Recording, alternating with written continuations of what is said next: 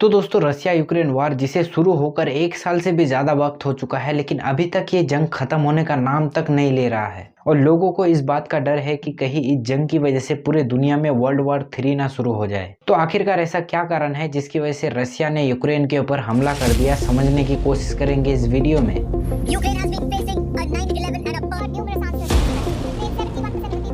Operation is now underway in eastern Ukraine. Officials have been warning about this is now underway.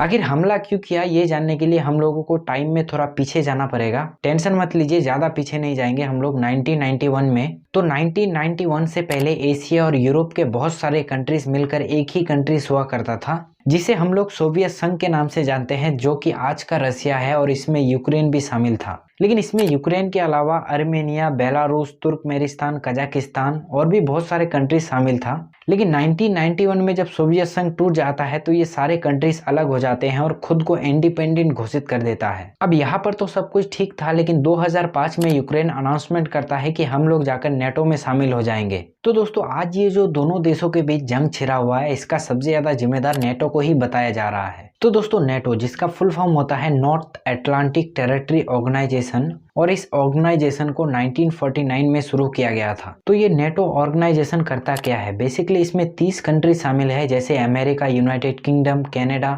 Germany, France, Turkey. इसके अलावा और कुछ country है और NATO के लॉ के हिसाब से किसी भी नेटो कंट्री के ऊपर किसी ने अगर हमला कर दिया तो सारे नेटो कंट्री मिलकर उसके ऊपर हमला कर देगा। और इस नेटो ऑर्गेनाइजेशन को लीड करता है अमेरिका। और आप हमेशा एक बात याद रखिए, जहां पर अमेरिका होगा वहां पर रूस आकर अपना टांग अड़ाएगा, या फिर जहां पर रूस होगा वहां पर अमेरिका अपना टांग अड़ाएगा, क्योंकि ये दोनों ही देश खुद को ज्यादा पावरफुल दिखाने की कोशिश करता है। रसिया मानता है कि मैं अमेरिका से ज्यादा पावरफुल हूं और अमेरिका मानता है कि मैं रसिया से ज्यादा पावरफुल हूं। और रूस ये बिल्कुल भी नहीं चाहता है कि यूक्रेन जाकर नेटो में शामिल हो जाए। और अगर यूक्रेन जाकर नेटो में शामिल हो जाएगा तो पूरे यूरोप में नेटो का कब्जा हो जाएगा, क्योंकि रसिया, जो कि वैसे तो दुनिया का सबसे बड़ा देश है, क्योंकि रसिया को कोई भी चीज एक्सपोर्ट या इंपोर्ट करने के लिए इस ब्लैक सी का इस्तेमाल करना पड़ता है, क्योंकि आर्कटिक ओशियन में हमेशा बर्फ जमा हुआ रहता है, जिसकी वजह से वहां पर ट्रेडिंग करना पॉसिबल नहीं है। इस साइड में भी वही प्रॉब्लम है, लेकिन यहाँ पर गर्मियों के टाइम में बर्फ पिघल जाता है, तभी यहाँ पर ट्रेडिंग पॉसिबल होता है। लेकिन जैसे ही गर्मी खत्म हो जाता है यहाँ पर बर्फ जमना शुरू हो जाता है, इसके लिए यहाँ पर ट्रेडिंग को क्लोज कर दिया जाता है। और रूस का जो ज्यादातर पॉपुलेशन है वो इस साइड में रहता है, इसीलिए रूस के पास सिर्फ एक ही रास्ता बचता है, वो है ब्लैक सी। और ब्लैक सी मॉस्को से ज्यादा दूर भी नहीं है, इसीलिए बहुत ज्यादा इंपॉर्टेंट हो जाता है रसिया के लिए ब्लैक सी।